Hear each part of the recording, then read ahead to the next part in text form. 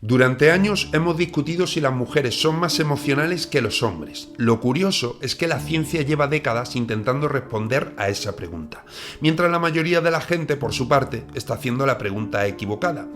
Porque antes de preguntarnos quién es más emocional, deberíamos preguntarnos algo mucho más importante. ¿Qué significa exactamente ser emocional? ¿Significa sentir las emociones con más intensidad? ¿Experimentarlas con mayor frecuencia? ¿Expresarlas más? ¿Tardar más tiempo en recuperarse de ellas? ¿O simplemente prestarles más atención? Parece una diferencia sin importancia, pero no lo es. Porque dependiendo de cuál sea la definición, la respuesta puede cambiar completamente. Y eso explica por qué durante décadas los expertos han llegado a conclusiones completamente distintas, utilizando estudios igualmente rigurosos. En este vídeo no vamos a intentar decidir quién es más emocional. Vamos a hacer algo mucho más interesante. Vamos a averiguar si hombres y mujeres sienten de forma diferente.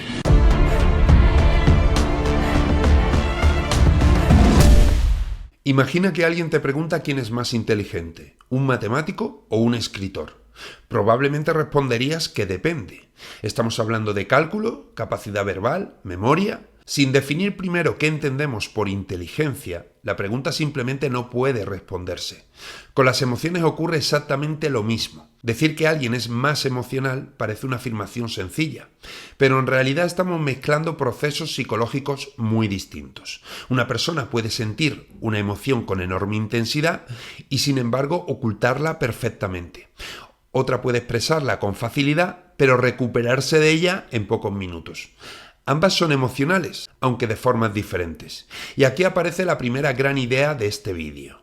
La emocionalidad no es un único rasgo psicológico, es un conjunto de procesos que incluye cómo aparecen las emociones, cuánto duran, cómo las expresamos y cómo influyen en nuestra forma de pensar y actuar. Por eso la ciencia rara vez pregunta quién siente más. La ciencia intenta descubrir cómo sentimos. Cuando los psicólogos quieren entender un fenómeno complejo, no intentan responder una pregunta de golpe, la dividen en muchas preguntas pequeñas que sí pueden medirse. Es un enfoque mucho menos espectacular, pero mucho más útil, porque permite comparar miles de personas en distintos países y culturas, utilizando exactamente los mismos criterios. Y cuando los investigadores empiezan a analizar cada dimensión por separado, aparece un patrón sorprendentemente consistente. No todas las emociones se comportan igual y no todas las diferencias apuntan en la misma dirección. Pero hay un grupo de emociones donde los resultados empiezan a repetirse una y otra vez, las llamadas emociones negativas. Piensa por un momento en la última vez que sentiste miedo o en la última vez que una noticia te entristeció. Todos experimentamos emociones como el miedo, la tristeza, la culpa o la vergüenza. Forman parte de la experiencia humana. La pregunta interesante no es si hombres y mujeres las sienten, la pregunta es si, cuando analizamos grandes grupos de población, aparecen exactamente del mismo modo. Y la respuesta es que empiezan a observarse algunas diferencias consistentes. Uno de los mayores metaanálisis realizados sobre esta cuestión reunió los resultados de 382 estudios. En promedio, las mujeres obtenían puntuaciones más elevadas en las medidas de culpa y vergüenza. De forma similar, otros estudios realizados en decenas de países encontraron que las mujeres reportaban con mayor frecuencia emociones como el miedo y la tristeza. Es importante recalcar que hablamos de tendencias estadísticas, no de reglas individuales. La psicología diferencial no describe a personas concretas, describe patrones que aparecen al estudiar poblaciones enteras. Y esa diferencia es fundamental para interpretar correctamente lo que dicen los datos.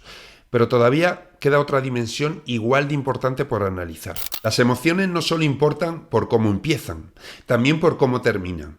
Porque la emocionalidad no depende únicamente de qué sentimos. También depende de cuánto tiempo permanecemos bajo el efecto de esa emoción. Imagina dos personas que viven exactamente la misma situación. Los dos sienten tristeza y frustración. Pero al día siguiente ocurre algo diferente. Una consigue seguir adelante, la otra continúa reviviendo mentalmente lo ocurrido. Esa diferencia también forma parte de la emocionalidad. Y precisamente eso observaron las psicólogas Gard y Green. Al exponer a hombres y mujeres a distintos estímulos emocionalmente desagradables, como imágenes de mutilaciones, amenazas o situaciones de peligro, comprobaron que en promedio las mujeres no solo mostraban una mayor reactividad fisiológica, sino que también necesitaban más tiempo para recuperar sus niveles emocionales habituales. Esto puede parecer una diferencia pequeña, pero una emoción que permanece activa durante más tiempo tiene más oportunidades de influir sobre nuestra atención, nuestras decisiones y la forma en la que interpretamos lo que ocurre a nuestro alrededor. Y esa idea nos lleva a una pregunta inevitable. ¿Significa todo esto que los hombres sienten menos? Llegados a este punto, es fácil sacar una conclusión equivocada. Pensar que si las mujeres puntúan más alto en determinadas emociones, entonces los hombres sienten menos. Pero eso no es lo que dice la evidencia. Los hombres sienten miedo, sienten tristeza, experimentan culpa, vergüenza, afecto, alegría, amor, exactamente igual que las mujeres. Las emociones forman parte de nuestra biología, no pertenecen a un sexo. Lo que muestran los estudios es algo mucho más concreto, que existen diferencias promedio en determinadas dimensiones de la experiencia emocional. No hablamos de presencia o ausencia de emociones, hablamos de cómo algunas de ellas aparecen, se mantienen o se expresan. Y esa diferencia puede parecer pequeña, pero sus consecuencias pueden extenderse a muchos ámbitos de la vida. Comprender estas diferencias consiste en entender mejor cómo funciona la mente humana.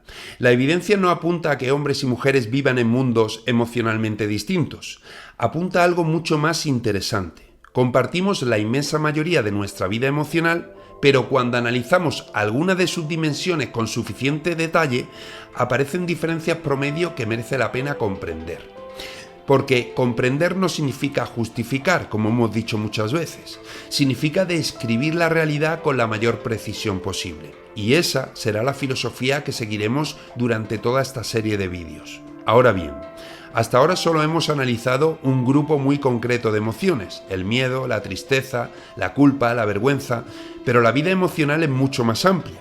¿Qué ocurre con la alegría, con el orgullo, con el afecto? Al principio de este vídeo te dije que la mayoría de la gente estaba haciendo la pregunta equivocada. Ahora ya sabes por qué. La ciencia no intenta descubrir quién siente más, intenta comprender cómo experimentamos las emociones. Y cuando analizamos cada dimensión por separado, empiezan a aparecer diferencias que merecen la pena comprender. Pero esto solo era el principio, porque hay una conducta que todos creemos comprender. La vemos desde que somos niños, nos parece tan cotidiana que casi nunca nos detenemos a pensar en ella, el llanto. Y sin embargo, cuando la ciencia empezó a estudiarlo con detalle, descubrió que la historia es mucho más compleja de lo que imaginábamos y que sus implicaciones para hombres y mujeres son mucho más profundas de lo que solemos pensar.